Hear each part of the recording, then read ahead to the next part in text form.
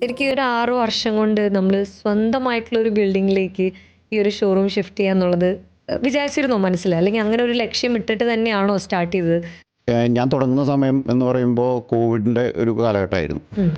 പക്ഷെ ആ കോവിഡിൻ്റെ സമയമൊക്കെ നല്ല രീതിയിൽ തരണം ചെയ്യാനായിട്ട് സാധിച്ചു. പിന്നെ മണ്ണുത്തി ആ ഒരു ഏരിയ എന്ന് പറയുന്നത് കൂടുതലും വാഹനങ്ങളുടെ ഒരു ഷോറൂമുകളുടെ ഒരു ഏരിയയാണ്.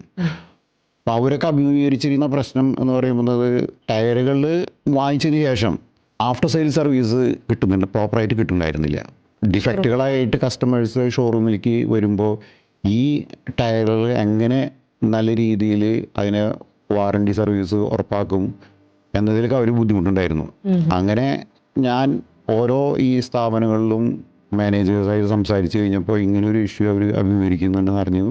ഞാൻ പറഞ്ഞു, എൻ്റെ അടുത്ത് ഈ ടയറുകളൊക്കെ എത്തിക്കുകയാണെങ്കിൽ നമുക്ക് കമ്പനികളിലായിട്ട് ബന്ധപ്പെട്ടിട്ട് പ്രോപ്പർ വാറണ്ടി സപ്പോർട്ട് തരാനുള്ള ഒരു സർവീസ് ഞാൻ ഓഫർ ചെയ്തു.